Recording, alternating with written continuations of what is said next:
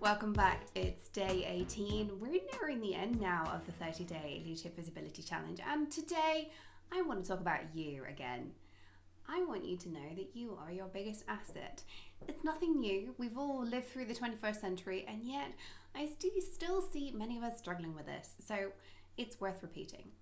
It's time to take care of you first. We are now all fully aware of the old put your own oxygen mask on first principle and how that applies to the rest of our lives. But how many of us are actually operating that way?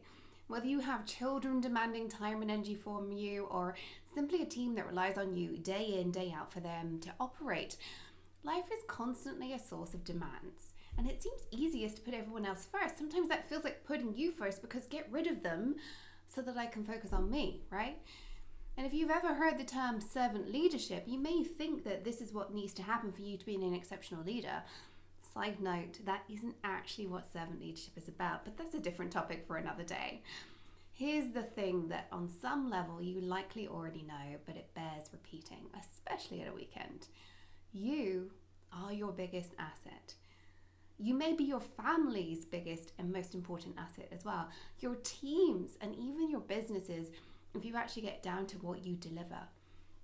That puts enormous pressure on us to give, and keep giving well beyond the point when we should actually stop. But if you are your biggest asset and the biggest asset for all those other pieces of the puzzle, you need to take care of that asset first and foremost. Now, we've already dug into self-care, but when your self-care habit is dwindling because of all those pressures, which is normal, it's time to take a moment to remind yourself of why you need to take care of you first, and the fact that it isn't actually selfish. If your body and mind aren't shipshape, how are you supposed to be able to provide for your kids emotionally, financially, or otherwise? If your body and mind aren't cared and loved, you are more likely to get sick, be seriously ill, and take longer to recover from anything such like that. What does that mean for your income, for your family, and even those big, exciting work projects?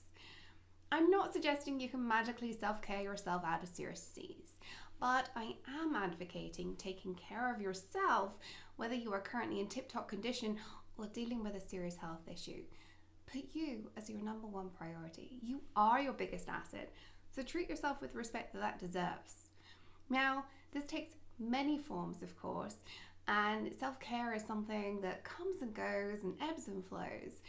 But remember that if you don't take care of you, you can't give all those other things that you want to. So your homework for today, I want you to take a few moments to really appreciate how incredible you are. Not just for yourself, but for those around you. Where do you provide value? Which family, friends, and colleagues rely on you? What would happen if you weren't there? What projects would fail or cease to exist without you pushing them forwards? Make this list. And then instead of just ignoring it and putting it under a title of, I need to prioritize me so that I can do all this stuff with that list underneath it, filed away somewhere, I want you to put it somewhere that you'll see it every single day. On the mirror you look into each morning, or on a sticky note that lives on your current reading material. I don't care. My personal favorite is I have it on a bookmark because I love reading physical books. So every time I pick a book, I see why I need to take care of myself. Use that tool wherever you decide to put it to remind yourself of why self-care is a power move whenever you find yourself struggling to allow the time for self-care. I want you now to pop over to the Slack channel and tell us, where are you keeping that list? What's on that list? Tell us, give us a little bit of a brag. How awesome are you? I'd love to know. I'll see you over in Slack.